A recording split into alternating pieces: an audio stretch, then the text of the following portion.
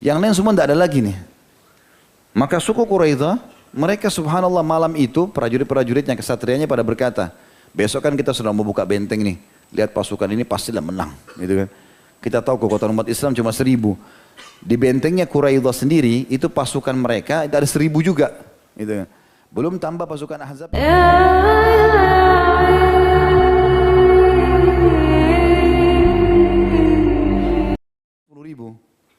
Maka mereka bilang pasti kita menang. Sekarang begini aja, kita lihat Madinah ini kosong. Benteng yang ada suara, ada obor, cuma benteng di sebelah kita. Sekarang kita ambil aja perempuan-perempuannya muslimin, anak-anak yang kita jadikan sebagai rampasan perang. Udah kita pesta-pesta malam ini, besok kita habisin Madinah. Mereka sepakat begitu. Beberapa prajurit-prajurit kesatria mungkin 5-6 orang, mereka bilang ayo kita coba lihat cek benteng. Jalanlah mereka ke benteng. Kebetulan di atas benteng itu ada Hasan bin Thabit radhiyallahu anhu, penyairnya Nabi. Tapi umurnya sudah tua, umurnya sangat tua dan lemah, tidak mahir dengan perang. Makanya Nabi SAW tidak ikutkan dia di parit gitu. Dia lagi berdiri dan dia lihat ada orang-orang itu, tapi dia nggak tahu siapa. Ada tantenya Nabi namanya Sofia radhiyallahu anha. Ini ibunya Zubair bin Awam yang melatih Zubair bin Awam jadi pemberani. Ya ini Sofia radhiyallahu anha. Sofia lihat, Sofia mengatakan, hai Hasan, itu orang-orang Yahudi. Dari penampilan mereka dari benteng sebelah, mereka mau mengintai benteng kita. Kalau mereka tahu di sini tidak ada laki-laki kecuali kalian orang tua saja dan kami perempuan, maka habislah kita semua ini. Lawan dia, lawan mereka. Kata Hasan, saya lemah, nggak bisa melawan. Saya nggak bisa perang, saya sudah tua. Nggak ada keterampilan berkelahi, nggak ada. Kalau sebutin syair iya, itu kan. Maka Sofia ambil inisiatif radhiyallahu anha. Sofia ambil baju laki-laki, baju perang laki-laki, lengkap semuanya dipakai, pakai juga topi perang laki-laki. Lalu dia pegang pisau di tangan kanannya sama tiang besi di tangan kirinya. Itu terbalik salah satunya, gitu kan. Naiklah dari 6 orang ini 1 orang Yahudi. Coba yang paling berani naik di tembok. Begitu dia naik, Sofia sudah tunggu lalu dipukul kepalanya dengan besi tadi. Lalu kemudian jatuh orang itu, lalu Sofia potong lehernya. Gitu. Ya. Sofia ini Masya Allah, bandingkan antum. Antum belajar potong ayam dulu lah. Yang jelas radhiyallahu anha potong kepalanya Yahudi tersebut, lalu dia naik ke atas tiang karena malam nggak kelihatan. Dari jauh samar-samar diangkat semua di kepalanya Yahudi itu. Orang-orang Yahudi yang di bawah ini lihat, itu Yahudi tadi, prajurit sama, kepalanya sudah terputus gitu. Lalu Sofia lempar ke mereka. Tergelindinglah kepala si Yahudi tadi. Begitu mereka lihat, wah benteng ini penuh laki-laki gitu. Padahal nggak ada orang. Nggak ada orang. Dan ini kata ahli sejarah, subhanallah hikmahnya kenapa Quraidah tidak berani berkhianat. Gara-gara perilakunya Sofia. Laki-laki semua diparit, nggak ada orang. Kuasa Allah SWT. Allah datangkan kemenangannya dengan begitu. Maka Quraidah gara-gara itu tidak jadi buka bentengnya besok. Takutnya mereka buka, orang Islam serang duluan di mereka.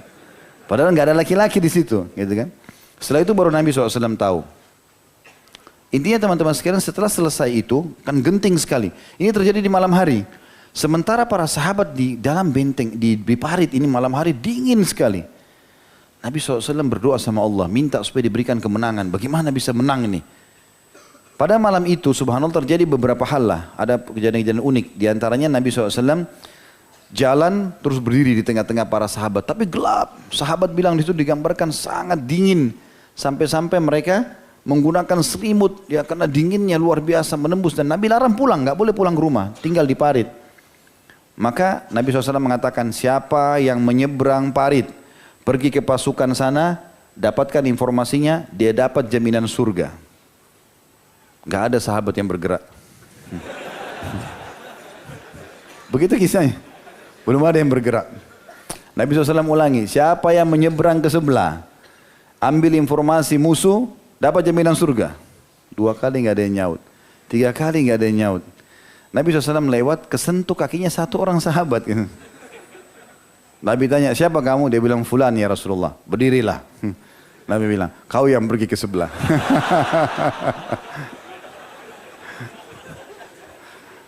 Kata dia, baik ya Rasulullah. Dia bilang, subhanallah malam itu dingin sekali. Dan saya cuma bawa selimut istri saya kecil. Dingin. Di bagian kaki saya tidak ada sama sekali alas. Kedinginan. Dia bilang, begitu saya turun di parit, saya seperti berada di satu ruangan yang panas, hangat. panas sekali. Kemudian saya naik ke parit, kemudian saya lihat ada api unggun. Tapi Nabi SAW titip pesan, ingat, jangan lakukan apa-apa. Pantau saja, lihat apa yang mereka lakukan. Jangan membunuh, jangan buat kekacauan. Dia bilang, baiklah. Dia bilang, begitu saya lihat api unggun, saya datang ke sana dan saya lihat ada Abu Sufyan lagi hangatin badannya di ikat api itu. Abu Sufyan itu pimpinan mereka. Dia bilang, demi Allah, kalau saya lempar anak panah saya, mati Abu Sufyan. Depan mata saya nih, tinggal saya ancung panah. Tapi saya ingat Rasulullah SAW bilang, jangan lakukan apa-apa, cuma mantau saja. Dia bilang, saya tutup wajah saya dengan imamah itu. Kemudian mulailah Abu Sufyan memanggil mereka semua. Sebelumnya, rupanya ada informasi sampai ke Nabi SAW juga. Informasi itu adalah, ada satu orang, kalau saya tidak salah namanya Urwah. Ya. Orang ini dulu dutanya Quraisy. Tiba-tiba malam itu dapat hidayah. Mau masuk Islam dia. Gitu kan? Dia kirim surat pakai panah ke arah muslimin. Muslimin ambil isinya, hai Muhammad, saya ingin masuk Islam, terimalah saya. Urwah. Urwah ini kepala sukunya mereka, orang-orang Quraisy. Kedudukan sama-sama Abu Sufyan. Nabi SAW bilang, bukain jalan buat dia. Dibukain jalan. Dibukainlah jalan. Pada saat dibukain jalan, nyebrang, dia datang, Nabi SAW mengatakan, kenapa? Dia bilang, saya mau masuk Islam. Kenapa? Dia bilang, saya lihat keajaiban peperangan dengan kekuatan begini, tidak ada yang bisa menembus Madinah, nggak mungkin kecuali petunjuk ini. Maka dia syahadat. Lalu kata dia, ya Rasulullah, perintahkan saya mau buat apa? Kata Nabi SAW, kau sendirian, apa yang kau bisa buat? Kalau kau bisa mengacaukan mereka, kacaukan aja. Ya, lakukan sesuatu. Dia bilang, baik ya Rasulullah. Apa boleh saya berbohong untuk itu? Kata Nabi SAW, dalam peperangan boleh. Maka dia turun, dia kembali. Lalu dia berkumpul sama Abu Sufyan, sama teman-temannya semua. Dia bilang, hai Quraisy, bagaimana kedudukanku di sisi kalian? Oh, kamu orang terpercaya di sisi kami. Gitu kan? Dia sudah syahadat, sudah muslim, tapi dia sembunyikan. Lalu dia bilang, bagaimana kalian, apakah kalian tahu hubunganku sama orang-orang Yahudi? Dia bilang, iya, memang. Kami tahu hubunganmu sama Yahudi. Baik, setahu saya, orang-orang Yahudi telah berkhianat kepada kita. Mereka bilang mau buka benteng, mereka tidak mau buka benteng.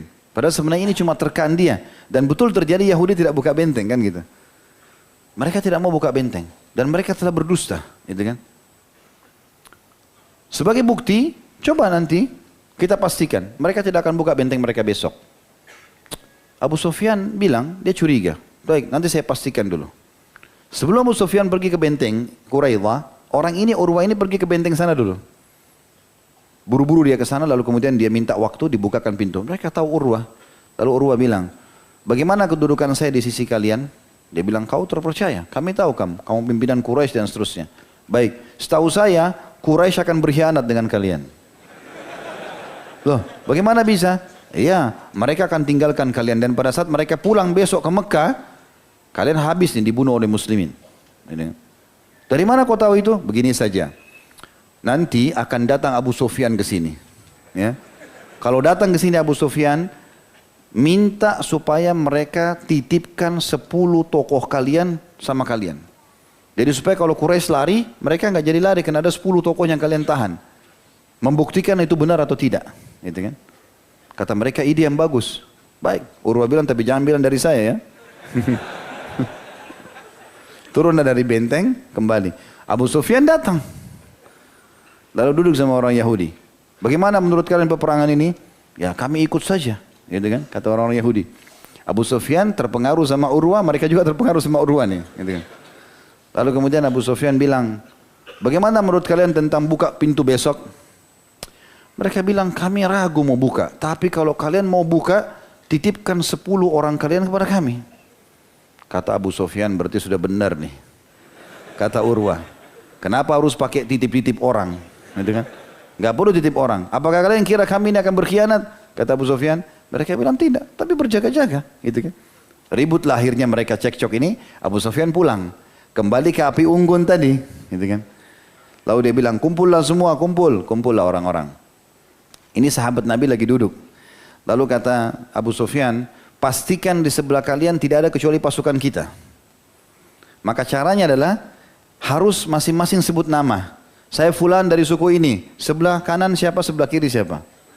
sahabat yang tadi diutus oleh Nabi nih, bagaimana ini sekarang? Maka dalam buku sejarah dikatakan dia cerita, langsung dia bilang, siapa sebelah kanan saya? Si Fulan. Siapa sebelah kiri saya? Si Fulan. Sudah selesai, dia tidak sebut namanya. Yang penting sudah ada kiri kanan sebut gitu. Makanya dia selamat pada saat itu. Dan akhirnya dapatlah informasi. Kata Abu Sufyan, Quraidah berkhianat kepada kami. Pada kita. Kita bubar semuanya. Besok gak ada lagi pasukan di sini. Maka rupanya karena sudah 45 hari mereka mengepung dan jenuh juga. Maka kata pada saat itu orang-orang menggambarkan mereka berlumba-lumba mengambil kuda mereka. Sekaligus Allah datangkan badai yang dingin pada malam itu. Akhirnya ya, hancurlah semua kemah-kemah mereka, mereka pulang. Selesailah perang Ahzab pada saat itu. Keesokan harinya muslimin sudah memenangkan peperangan. Dan akhirnya Nabi SAW menghukum Quraidah. Jadi Nabi SAW waktu sudah Ahzab sudah pusang, bubar semuanya. Surah nomor 33 dalam Al-Quran. Surah Ahzab menceritakan masalah itu. Waktu sudah bubar semuanya, Nabi SAW kemudian mau mandi di rumahnya. Lalu datang Jibril dalam bentuk Dihya al-Kalbi radhiyallahu anhu, sahabat Nabi yang mulia, lalu mengetuk pintu rumah. Dalam hadis Bukhari kata Aisyah radhiyallahu anha, Nabi SAW baru masuk rumah lalu Dihya al-Kalbi mengetuk pintu. Dan aku tidak mengenalnya kecuali Dihya. Dia mengatakan, mana Rasulullah? Aku mengatakan Rasulullah baru mau mandi. Katakan Dihya lagi membutuhkan. Begitu selesai bertemu, Nabi SAW dengar Dihya, maka dia pun keluar. Lalu kata Nabi, saya mengetahui dia bukan Dihya dan dia adalah Jibril dari kata-katanya. Karena dia mengatakan, hai Muhammad, apakah kalian telah melepaskan baju perang kalian? Kami para malaikat tidak akan melepas baju kami sampai kami menembus benteng itu, ditunjuk benteng Quraidah. Lalu kemudian Jibril pergi menggunakan kuda, pelananya menggunakan kain bludru biru. Maka Nabi SAW pun langsung bersabda pada saat itu, siapa yang mengaku beriman pada Allah dan hari akhir, maka jangan sholat asar kecuali di benteng Quraidah. Waktu itu kebetulan sudah siang menjelang asar. Maka pergilah semuanya sahabat. Sampai tiba di Quraidah. Dikepunglah suku Quraidah ini sampai berhari-hari dan akhirnya mereka ketakutan, mereka menyerahkan diri. Nah, pada saat itu Nabi SAW mengatakan, kita akan menyerahkan hukumannya ini, ya, mereka kepada Sa'ad bin Mu'adz. Sa'ad bin Mu'adz tadi ingat tak yang pada saat datang dihina-hina, gitu kan? Yang dia bilang, sebentar Sa'ad bin Mu'adz, ada hitungan kita sama mereka. Maka Sa'ad bin Mu'adz ini dulu baik sekali sama Quraidah karena partner mereka di bisnis kurma, gitu kan? Sekarang sudah Islam sudah berbeda gitu. Maka pada saat itu 700 orang laki-laki dari suku Quraidah itu diikat semuanya. Lalu Nabi SAW mengatakan, biarlah Tuhan kalian ini saat yang menentukan. Saat bilang kepada orang muhajirin, hai muhajirin, ridho enggak dengan keputusanku? Ridho. Hai ansar, ridho enggak? Ridho. Yang di sebelah sini, maksudnya Nabi SAW, apakah anda juga ridho? Kata Nabi SAW, iya. Maka saat langsung mengeluarkan instruksi yang luar biasa. Dia mengatakan, saya perintahkan semua laki-laki Quraidah dibunuh. Enggak ada yang bisa selamat. 700 bunuh semuanya. Keputusan tegas. Kenapa? Gara-gara berkhianat. Hampir saja Madinah hancur gara-gara mereka. Gitu kan? Berkhianat, padahal tadinya akadnya tidak seperti itu. Maka akhirnya Nabi SAW menyuruh 10 orang di bawah dibunuh gitu. Ada yang beberapa yang sempat lolos karena minta maaf. Ada juga yang bodoh-bodoh nih. Karena sempat mau diselamatkan oleh sebagian umat Islam gitu kan. Pas dilihat, oh ini Yahudi pernah bantu saya. Ya Rasulullah ini pernah bantu, bisa saya tolong enggak? Bisa. Tapi dia bilang, kau mau bantu teman saya juga enggak? Kata si Muslim, saya cuma bisa bantu kamu. Enggak bisa semuanya. Dia bilang kalau begitu biar saya sama-sama dia ke surga. Mau juga dibunuh enggak apa-apa masuk surga. Padahal ke neraka jahanam. Yang jelas itu kurang lebih gambaran globalnya. Kalau teman-teman mau ikut panjang lebar saya jelaskan. Mungkin 2-3 episode tentang masalah atau beberapa waktu ya tentang perang Ahzab saja itu yang sangat unik dan ada banyak mukjizat terjadi pada saat itu. Allah menggambarkan tentang kegentingan pada saat itu ya. Dan perang Ahzab ini dalam surah Al-Ahzab surah nomor 33 ayat 9 sampai 11. A'udzubillahi minasyaitonirrajim. Ya ayyuhalladzina amanu dzkuru ni'matallahi 'alaikum id ja'atkum junudan fa arsalna 'alaihim rihan wa junudan lam tarawha wa kana Allahu bima ta'maluna basira. Id ja'ukum min fawqikum wa min asfala minkum wa id zagatil absar wa id zagatil absar wa balagatil qulubul hanajir wa tadhunnuna billahi dhununa hunalika ibtuliyal mu'minuna wa zulzilu zilzalan syadida. Hai orang beriman, ingatlah akan nikmat Allah yang telah dikaruniakan kepadamu ketika datang kepadamu tentara-tentara Ahzab tadi. Lalu kami kirim kepada mereka angin topan dan tentara yang tidak dapat kamu melihatnya. Dan adalah Allah maha melihat akan apa yang kamu kerjakan. Yaitu ketika mereka datang kepadamu dari atas dan dari bawah. Maksudnya mereka melempar anak panah. Mereka berusaha lewat lubang parit. Dan ketika tidak tetap lagi penglihatanmu dan hatimu naik menyesak sampai ke tenggorokan dan kamu menyangka terhadap Allah dengan bermacam-macam prasangka. Maksudnya mereka menyangka musim malam itu dingin, kalah, bisa dibunuh, bisa Madinah direbut. Disitulah ujian, disitulah diuji orang-orang mukmin dan digoncangkan hati mereka dengan goncangan yang sangat. Nabi SAW mengumpulkan para sahabat untuk meminta pendapat mereka. Di sini tampillah pahlawan Salman Farsi, kemudian beliau memerintahkan atau memberikan masukan untuk menggali parit. Kita masuk lebih dalam teman-teman sekalian. Ya. Tentu ada di situ perkataan Ibnu Hajar yang unik, yang bagus ya. Kata Ibnu Hajar rahimahullah dalam Fathul Bari, yang mengisyaratkan ide menggali parit adalah Salman. Salman berkata kepada Nabi SAW di Persia, bila kami dikepung maka kami menggali parit di sekitar kami. Lalu Nabi SAW memerintahkan agar menggali parit di sekitar Madinah. Dan beliau sendiri juga turun tangan langsung untuk mendongkrak semangat kaum muslimin serta memotivasi mereka. Karena itu mereka dengan cepat mengerjakan hingga selesai. Baik, kita lebih dalam sekarang mempelajari teman-teman sekalian tentang pribadi Salman radhiyallahu anhu. Di antara yang paling masyhur adalah masalah ilmunya, keluasan ilmunya. Karena dia betul-betul sudah memasuki ya agama Nasrani dan mendalami sangat dalam sampai belajar dari 5 orang pendeta. Ya. Kemudian dia pindah ke agama Islam dalam kondisi betul-betul juga memahami apa itu Al-Quran dan menjadi sahabat Nabi ridwanullahi alaihim. Allah Subhanahu wa taala menurunkan ayat Al-Quran kepada Salman, ya. Sebelumnya Allah memberikan karunia kepada Salman berupa keluasan ilmu. Barangkali orang yang merenungi kisah keislamannya, bagaimana dia dari awal penyembah api, Nasrani sampai jadi Islam, jelas baginya perkara itu dengan sejelas-jelasnya. Diriwayatkan dari seorang laki-laki dari Zadan, keduanya berkata, kami berada di sisi Ali bin Abi Thalib radhiyallahu anhu, lalu kami berkata, ceritakan kepada kami tentang Salman. Lalu Ali berkata radhiyallahu anhu, siapa dari kalian yang bisa menjadi seperti Luqman al-Hakim? Allah kekalkan namanya, bukan nabi, tapi dia orang saleh, tapi Allah kekalkan dalam Al-Quran. Dialah Salman. Ya, menurut Ali, dia seperti Luqman al-Hakim, orang yang sangat saleh dan baik. Seseorang yang merupakan bagian dari kami dan kepada kami Ahlul Bait. Maksudnya bergabung sama dengan keluarga Nabi SAW. Ia mendapatkan ilmu terdahulu dan ilmu terakhir. Ia belajar dari Injil dan belajar dari Al-Quran. Ia adalah laut yang tidak pernah kering. Ya. Qatada berkata mengenai firman Allah SWT dalam surah Ar-Ra'd ayat 43. A'udzu billahi minasyaitonir rajim wa man indahu ilmul kitab. Dan antara orang-orang yang mempunyai ilmu Alkitab. Ya, maksudnya ada orang masuk Islam dan sebelumnya dia punya ilmu Alkitab. Dia hafal Injil dan Taurat itu. Kalau yang hafal Taurat adalah Abdullah bin Salam radhiyallahu anhu, pendeta Yahudi yang masuk Islam, dan yang hafal Injil adalah Salman al-Farisi. Maka Qatada berkata radhiyallahu anhu, yang dimaksud dengan ayat ini adalah orang-orang masuk Islam dan memiliki ya ilmu Alkitab sebelumnya. Ar-Ra'd 43 adalah Salman dan juga Abdullah bin Salam yang disebutkan oleh Tabarani dalam tafsir beliau. Juga Abu al-Bukhturi pernah berkata, ada orang yang berkata kepada Ali, beritahukan kepada kami tentang sahabat Muhammad SAW. Ia berkata, tentang siapa di antara mereka yang kalian mau tanyakan? Ada yang berkata, tentang Abdullah, maksudnya Abdullah bin Umar. Ia mengatakan, Ali berkata, ia adalah ilmu Al-Quran dan As-Sunnah.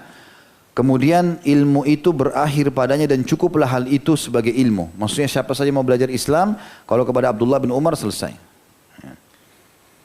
Mereka juga berkata, bagaimana dengan Ammar ibn Yasir radhiyallahu anhu majma'in? Ia menjawab, ia seorang mukmin yang pelupa, tapi bila kamu ingatkan ia akan ingat. Artinya dia beriman tapi kadang-kadang sering lupa. Lalu dikatakan, mereka juga berkata lagi, bagaimana dengan Abi Dzar? Ia berkata, ia menghimpun ilmu namun tidak sanggup. Mereka berkata, bagaimana dengan Abu Musa al-Asy'ari? Ia mengatakan, ia dicelup dengan ilmu 1 kali celupan, kemudian keluar darinya. Maksudnya ada ilmunya, tapi ilmunya masih butuh perdalam lagi.